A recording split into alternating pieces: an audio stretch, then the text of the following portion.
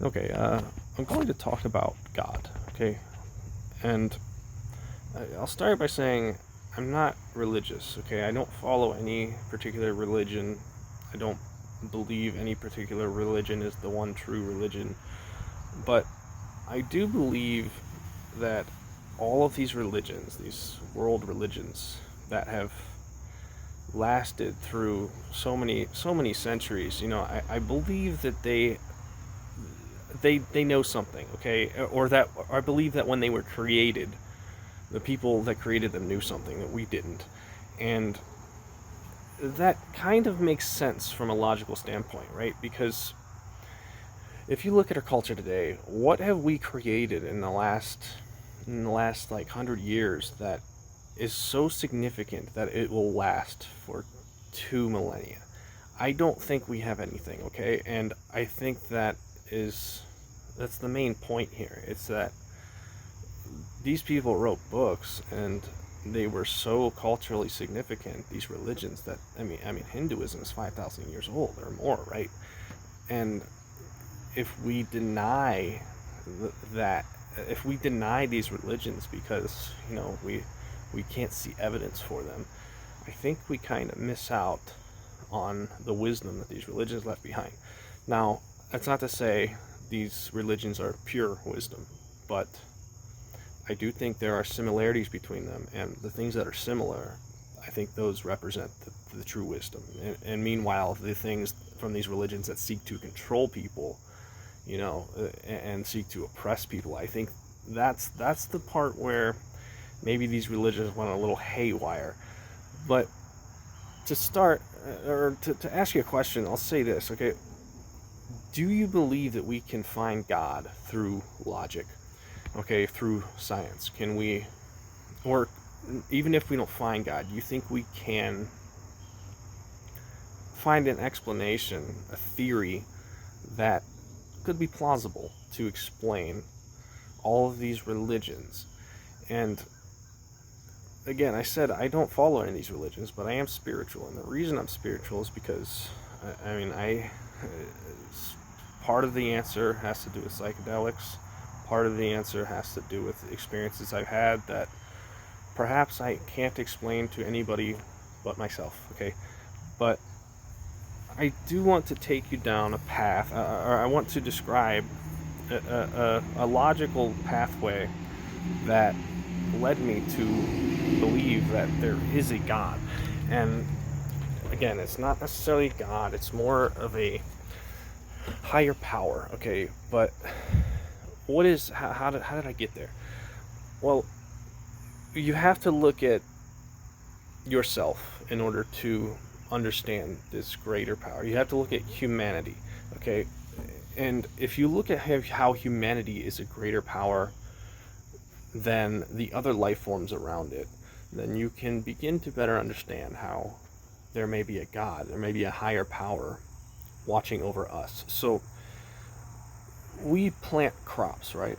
And we tend to these crops because they provide us with energy, okay? We eat them, right?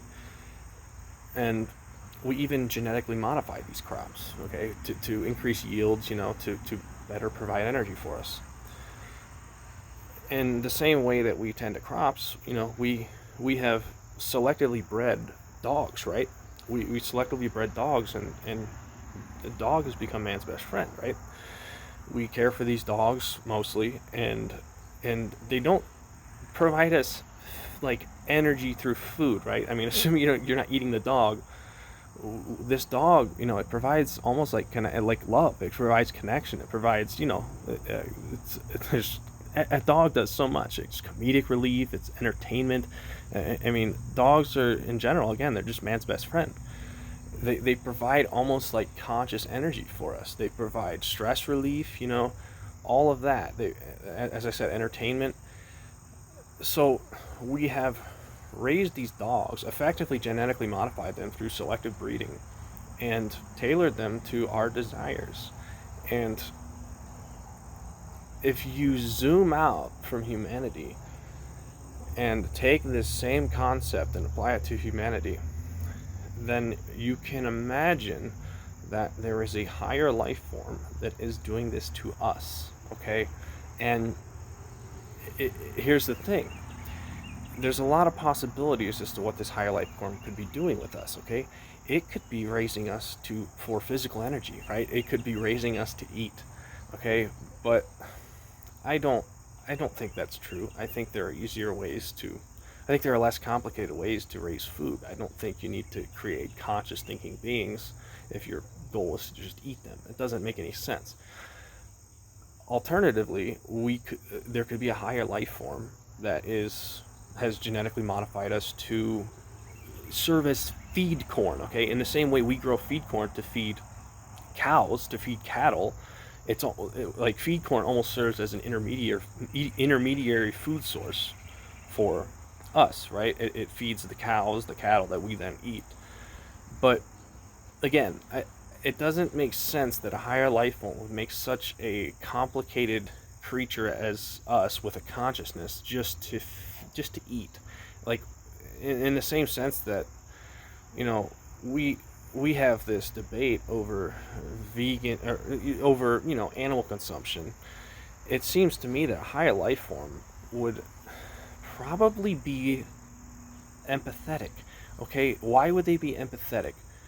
Well, if you look at humanity and you look at the next step that we would need to take in order to evolve to a higher level, we would need to be empathetic with each other, okay? Because the technology that it requires to make, you know, to reach another, to spread our genes across the universe, to get to another solar system and start a new civilization, the technology required to do that requires humanity working together. It requires us to put aside our differences and stop bombing each other, right? And so long as we keep going down this path where we're bombing each other, you know, we have this mutually assured destruction going on, right? With these nukes that we all have. So it seems to me that if a higher life form did reach this stage of technology where they could travel between solar systems or, you know, galaxies or whatever, it seems to me that they would be much more likely to be empathetic, because they would have had to set aside their differences. They would have had to accept that this path of mutually assured destruction is a dead end, and they would have had to work together to create the technology needed to leave a planet. And it's that fact alone, to me, that tells me that we are likely a genetically modified organism that is being raised, in effect, on like a farm. Okay, the Earth is a farm in this instance, and what is the purpose, though? What is the fruit that this higher life form is trying to get from us? And that's the question to me that is important. That's the hardest to answer. Okay, and if you ask me, I think it could be a couple different things. I think maybe we are perhaps here to make art, and maybe we just got confused, right? Maybe we started getting violent with each other because we lost the connection to the higher life form that was, you know, caring for us. Or alternatively, you know, maybe we're just here as like an entertainment, for this higher life form. Maybe they look down on us in the same way that, like, you put dogs in the dog park and watch them play, and it might seem like this higher life form is not empathetic due to the fact that it's allowing us to kill each other, right? But in truth, if this higher life form didn't want us to kill ourselves, then it would, in a roundabout way, it would, you know, inject fertilizer into humanity in order to get humanity to work together. And what would that look like? Well, as far as I can tell, that would look, again, it would look like art. It would look like love. It would look like any positive thing that humanity has fostered. We we could, in effect, we could just be a genetically modified organism that is being looked down on by a higher life form, and they are feeding on our consciousness in the same way that we kind of consciously feed off of a dog, right? We take care of this dog, and the dog, gives us love back, and you share affection, and in effect, we are like an alien's best friend, right? Humanity is alien's best friend. But I'm not even sure that this higher life form even has a physical form in the sense that we think of it. They could be just in a quantum realm. They could just be fields of consciousness. And it's hard to understand that as a human. But again, do you think a dog understands humans? Do you think a dog understands that it's being selectively bred to serve a greater purpose? I don't think they do. And by and large, I don't think humanity looks at themselves like this either. So if we imagine that we were planted here, who knows how many years ago, and if you imagine that this higher life form came down from the sky or whatever, and they presented themselves to us in some way or another, and the result of that could have very well been these religions that have lived through millennia. And again, there's nothing we've created, I don't think, today that would live through millennia in the same way that religions do. So it seems to me that something significant happened that kicked off these religions, something significant that humanity today cannot even fathom. Because again, the only difference, like, the thing is like, if you see something you can't explain, and you see something that science can't currently explain, then you're probably going to say it's a god, rather than saying that it's just science, it's just a higher life form that understands the universe, that understands physics a little better than you.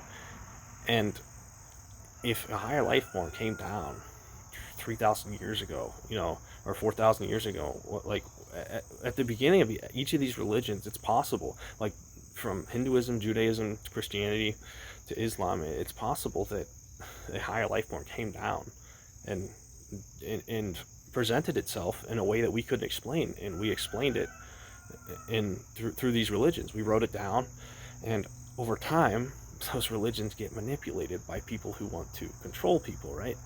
By people in power, by the ruling class. And that's the thing. It's like Christianity has a lot of good merits. Jesus has a lot of good merits, but at the same time, there's some evil stuff in that book, and there's some stuff that basically enables a ruling class to control people. Same with Islam. It's like, it seems like the farther back you go, the older the religion you choose, the more kind of pure these religions are. And particularly with Hinduism. And my guess here is that Hinduism, it's just another story that was passed down, and it kind of retained its purity because it's older. Whereas, I think Christianity and Islam, they just may be like kind of corrupted abominations of that original story. And that's why there's, so much violence in these religions, or even beyond violence, like Islam doesn't give women, rights, and that kind of seems backwards to a God that would be an omniscient and omnipotent and loving God, right? So this is how I found God, right? I don't want to say it's God. This is how I found higher power. It was imagining that if we genetically modify organisms, and we plant them for energy, what do? We eat that food. We eat those nutrients in those plants, and some of those nutrients become part of us, and some of them we shit out, right? We pass through our body. I think this higher life form is doing the same thing to us. I think I think we I think it's raising us for a specific purpose, and that specific purpose will ultimately end in this higher life form eating us, but not eating us like physically. You could even imagine that we die and our consciousness just enters the parts of our consciousness that this higher life form wants. It just enters this field of consciousness, this quantum realm, and the parts that of our consciousness it doesn't want, it just recycles back into the dirt, right? And in a sense, this could explain heaven, right? If this higher life form wanted wanted certain parts, the best parts of humanity, and wanted it to become part of them, in the same way that we take dogs and we, we selectively breed them, and we take, we take the best breeds, or we take breeds for specific purposes. I imagine an alien life form is doing the same thing to us. And again, this can, if you dive deep into this theory, if you think about it enough, it can give you some dark thoughts, because there's a lot of possibilities that this higher life form, a lot of purposes this higher life form could have for us. But the truth is, I want to say that, like, those purposes are, they're kind of I want to say they're empathetic, because again, if today, how would we make the leap from our current technology to interplanetary travel if we were at war with each other? Like, how would that happen?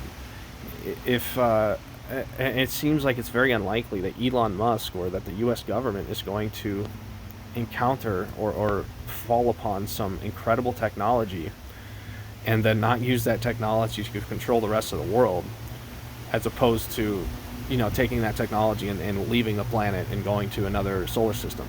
It seems like we would have to create a collective society. We'd have to embrace collectivism in order to reach this next stage of technology that allows us to spread ourselves farther beyond where we currently are. So if you think of like a flower, we could, and you imagine that humanity is this flower. We like to think that we're this bloomed, mature flower, and we're at the peak, right? We're the highest, the smartest life form to ever exist, or on this planet at least.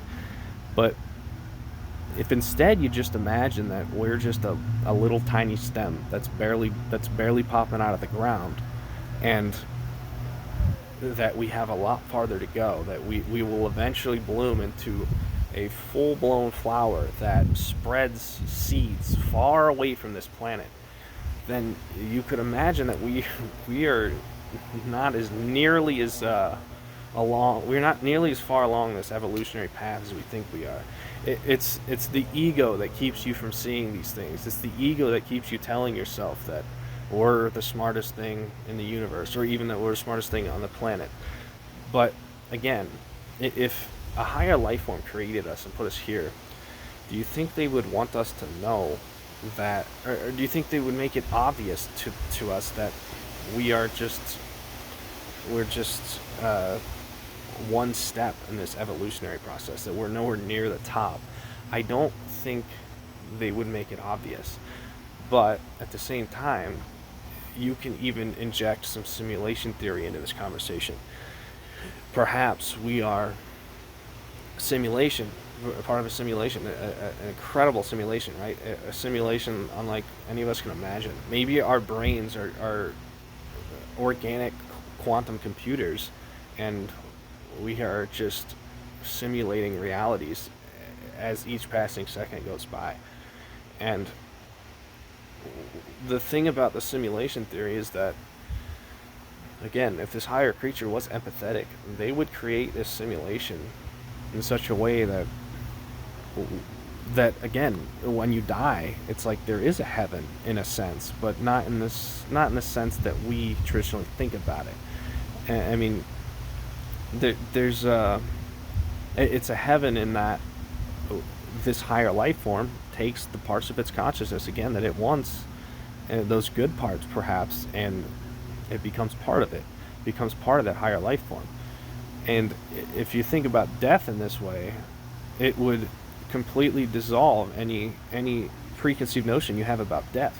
It would mean that death is not the end. It's literally the new beginning. It's the next step in this evolutionary process. And the end result of that is, well, we think death is the end. We think death is scary, right? We think the wars that cause death are terrible. And perhaps the people controlling us, perhaps they don't have the same empathy, and they are just killing people on a whim, right? They're just killing people because they're scared, because they're fearful. But it's possible that everything's okay. It's possible that there is no hell, and that heaven is just this next step in evolution that we all will end up reaching to some extent or another, when our consciousness is absorbed by this quantum realm, right? I expect that may be the case, but again, we can't know anything, right? We will never know any of this until we know. You won't know till you know. But the fertilizer concept I touched on earlier, it's like, if humanity was threatening self-destruction, if this doomsday clock was approaching midnight, right?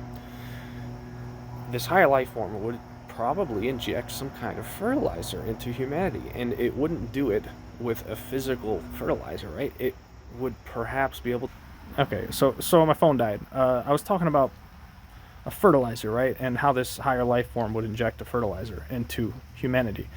So it would, in my opinion, it wouldn't be like a physical injection. It would be more of like a telepathic injection, right? It would communicate with us through the quantum realm and deliver the things that we need to us to fix us, right? You have to think outside of the box a little bit. You can't just imagine this aliens sprinkling fertilizer into the soil. They could just be delivering, in effect, creative thinkers or creative thoughts to our minds that help us put ourselves back together, that help us fix humanity's problems. And again, the form that could be in is, creative thinking, okay, or art, music, film, any kind of art. There's millions of kinds of art. You can consider anything art. You could be an artistic carpenter, or you could be a filmmaker, anything.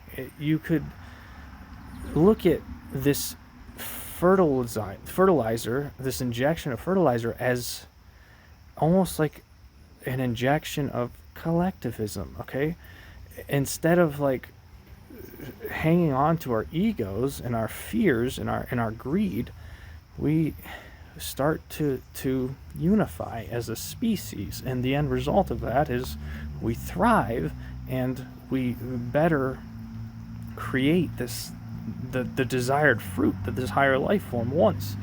Okay, so I know that's a hell of a theory, and it's hard to prove these things, but it kind of follows the law, not the law, but the theory of evolution. Okay, in effect, we are just one step on this evolutionary process. The universe is very old, right?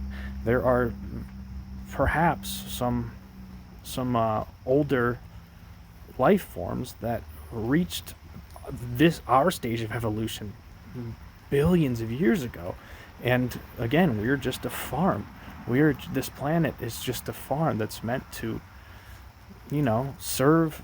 It's meant to serve us so that we can serve this higher alien creature, and maybe that higher alien creature it moved on. You never know. We may be on our own, or maybe we did evolve naturally here.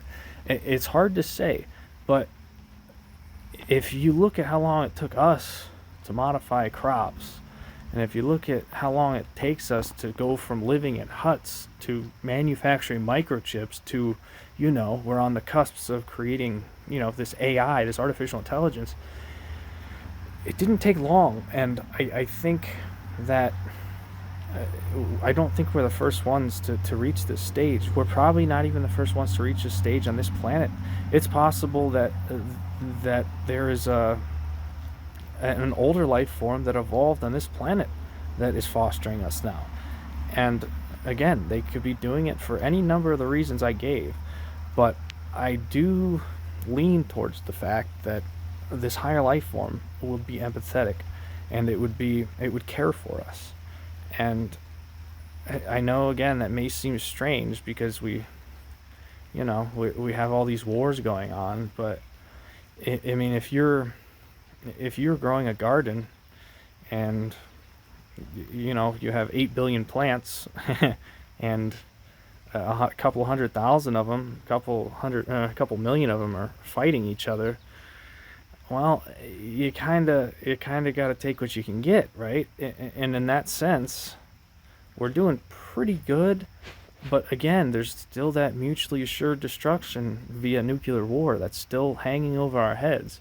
So just give that a little thought, okay? You need to don't let your ego blind you from the possibilities that are out there. Okay, there's there's a lot of stuff that we don't know, and I think if humanity all gets on the same wavelength, if we all get on the same frequency and work together, I think our possibilities, I think our potential skyrockets. I think we can evolve to a different plane of existence, literally. And it'll be scary, but I'm not even sure we have to die to get there. I think there may be some other way to reach this higher level that kind of continues on, perhaps, or maybe we just extend life by 300 years or something.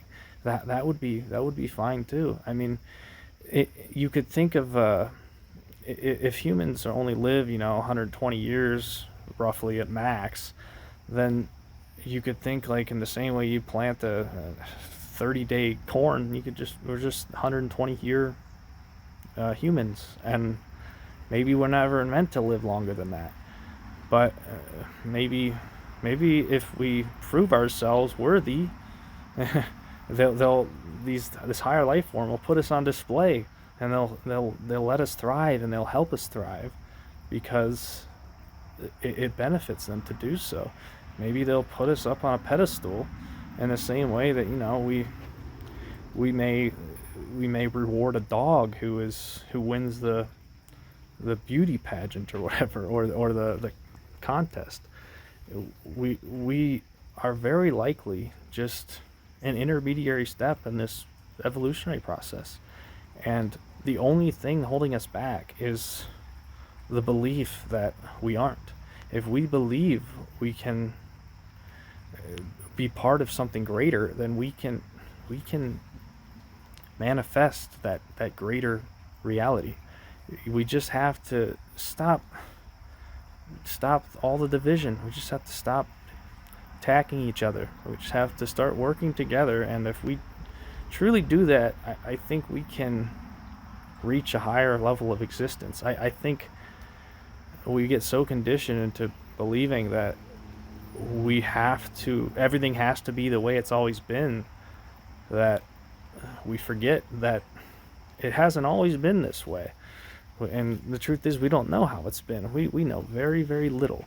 I think history is going to be rewritten in the next decade, or not decade, sorry, century. And it's going to be rewritten in a big way. And when that happens, we're going to hopefully reach a new high as humanity. And I don't know, just give that a little thought. Thanks for watching.